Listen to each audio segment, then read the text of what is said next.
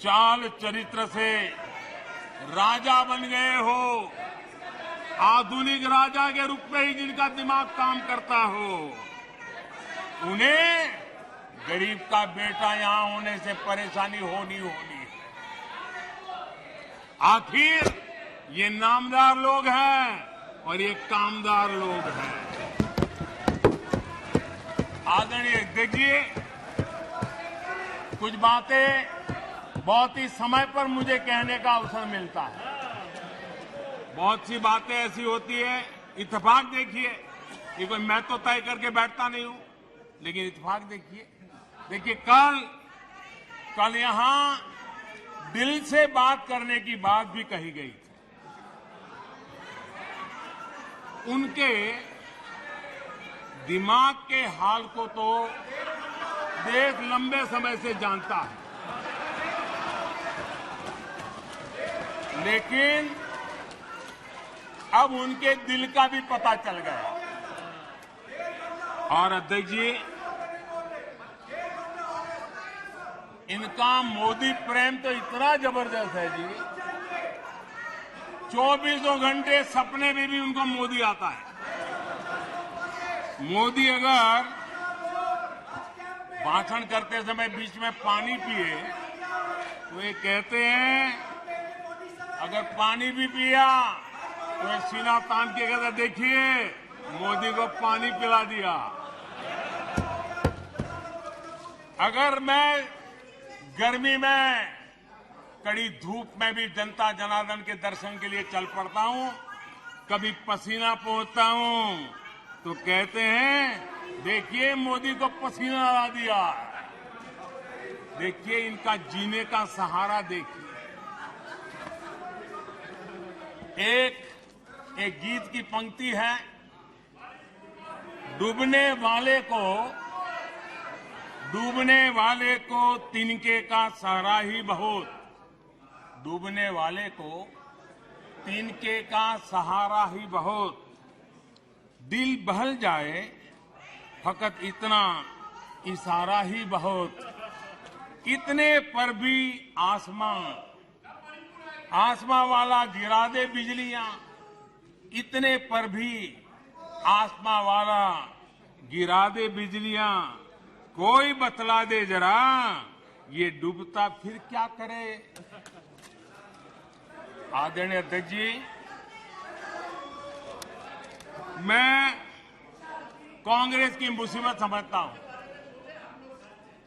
बरसों से एक ही फेल्ड प्रोडक्ट उसको बार बार लॉन्च करते हैं, हर बार लॉन्चिंग फेल हो जाती है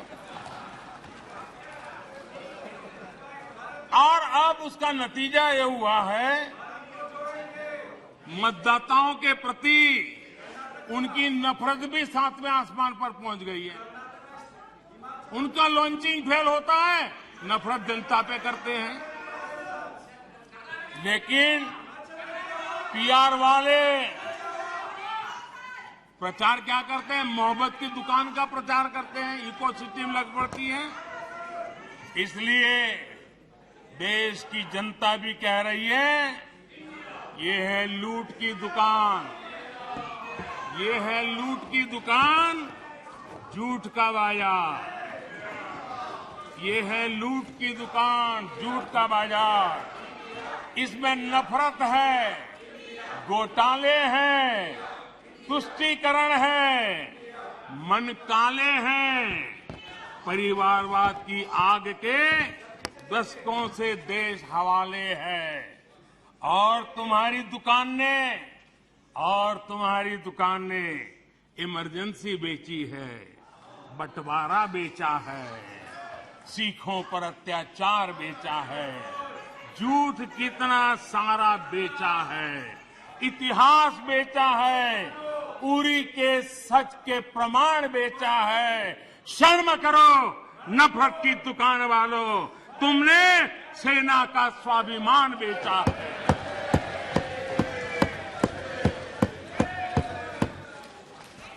आदरणीय अध्यक्ष जी, हम तो यहां बैठे हुए काफी लोग गांव गरीब वाली पृष्ठभूमि से है। यहां सदन में बड़ी संख्या में लोग गांव और छोटे कस्बों से आते हैं और गांव का कोई व्यक्ति विदेश जाए, सालों तक वो उसके गीत गाता रहता है। एक आध बार भी कभी विदेश जाए, देख करके आया हो, सालों तक बताता रहता है कि मैं ये देख के आया, मैं ये देख के आया, मैंने ये सुना, मैंने ये मुझे देखा। स्वाभाविक है, गांव का व्यक्ति जितने बेचारे ने दिल्ली मुंबई भी न देखा हो और अमेरिका जाके आ जाए, यूरोप जाके आ जाए, तो वो वर्णन करता रहता है। जिन लोगों ने कभी गमले में मूली नहीं उगाई, जिन लोगों ने कभी गमले में मूली नहीं उगाई, वो खेतों को देखकर हैरान होने ही होने हैं।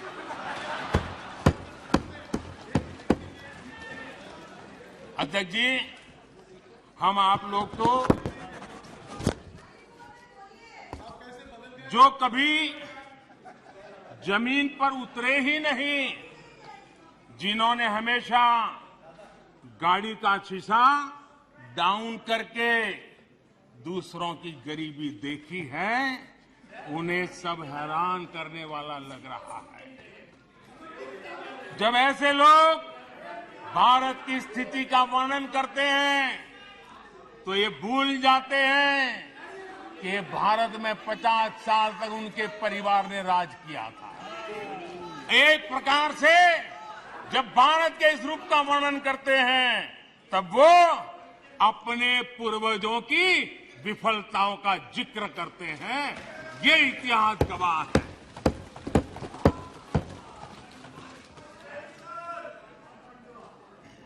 और इनकी दाल गलने वाली नहीं है, इसलिए नई नई दुकानें खोल करके बैठ जाते हैं। आदरणीय अध्यक्ष जी,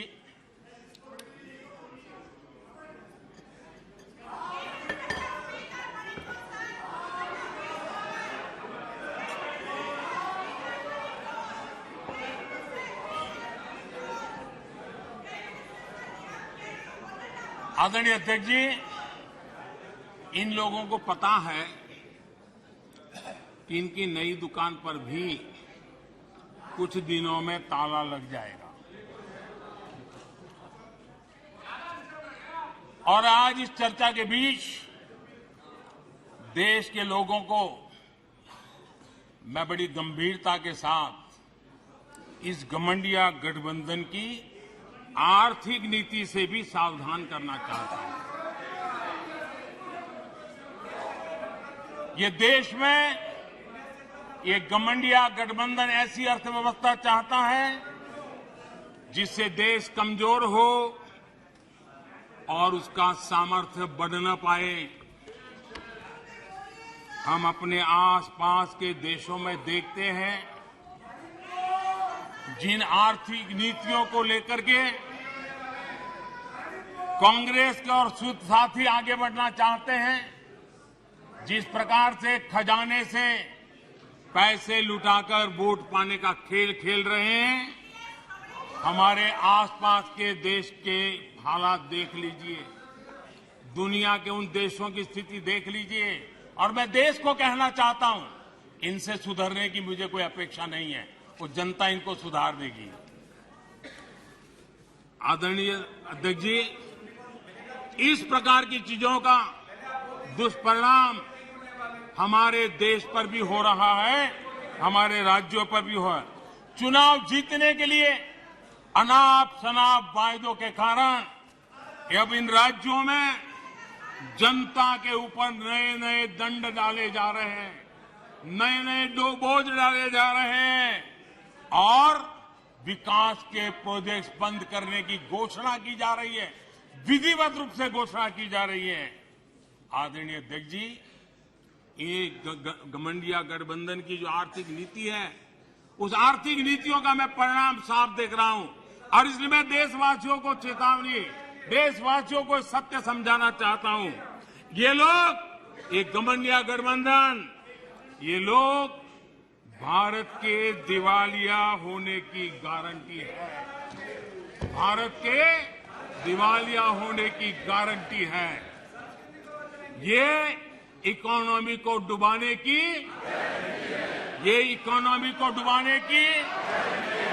ये डबल डिजिट महंगाई की,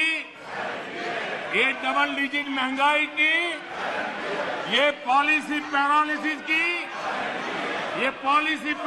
की, ये अस्थिरता की, ये करप्शन की, ये तुष्टीकरण की, ये परिवारवाद की, ये भारी बेरोजगारी की, ये आतंक और हिंसा की, ये भारत को 2 शताब्दी पीछे पहुंचाने की गारंटी है। आदरणीय अध्यक्ष जी, ये कभी भारत को टॉप 3 अर्थव्यवस्था बनाने की गारंटी नहीं दे सकते।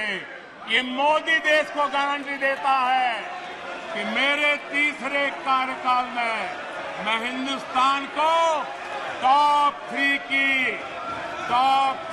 पोजीशन में लाके रहूंगा। ये मेरा देश को गारंटी है। ये कभी भी देश को विकसित बनाने का सोच भी नहीं सकते हैं। उस दिशा में ये लोग कुछ कर भी नहीं सकते हैं।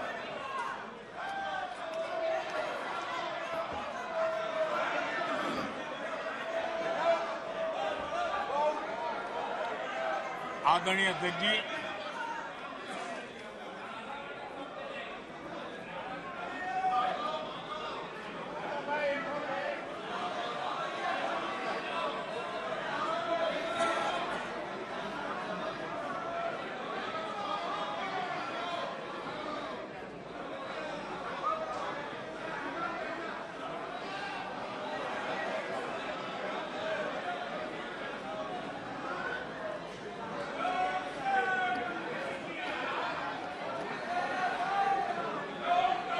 आदरणीय लोकतंत्र में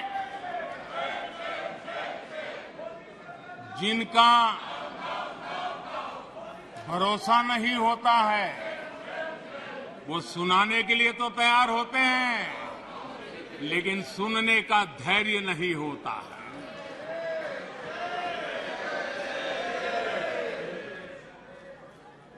अपशब्द बोलो, भाग जाओ। कूड़ा कचरा फेंको, भाग जाओ। झूठ फैलाओ, भाग जाओ। यही जिनका खेल है। ये देश इनसे अपेक्षा ज्यादा नहीं कर सकता है।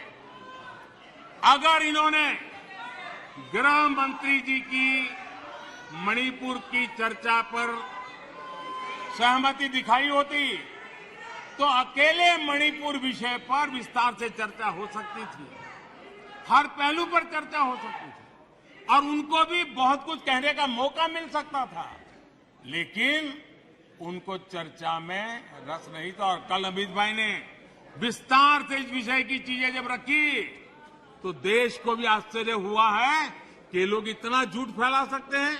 ऐसे ऐसे पाप करके गए हैं लोग। और उन्होंने आज जब अविश्वास का प्रस्ताव लाए और अविश्वास के सारे विषय पर वो बोले तो ट्रेजरी बेंच का भी दायित्व बनता है कि देश के विश्वास को प्रकट करें, देश के विश्वास को नई ताकत दें, देश के प्रति अविश्वास करने वालों के लिए करारा जवाब दें। ये हमारा भी दायित्व बनता है। हमने कहा था अकेले मणिपुर के लिए आओ चर्चा करो। गृह मंत्री जी ने चिट्ठी लिख करके कहा था, उनके विभाग से जुड़ा विषय था, लेकिन साहस नहीं था, इरादा नहीं था और पेट में पाप था, दर्द पेट में हो रहा था और फोड़ रहे थे सर। इसका ये परिणाम था। आदरणीय अध्यक्ष जी, मणिपुर की स्थिति पर देश के गृह मंत्री श्रीमान अमित शाह ने कल 2 घंटे तक विस्तार से और बड़े धैर्य से रत्ती भर भी राजनीति के बिना सारे विषय को विस्तार से समझाया, सरकार की और देश की चिंता को प्रकट किया और उसमें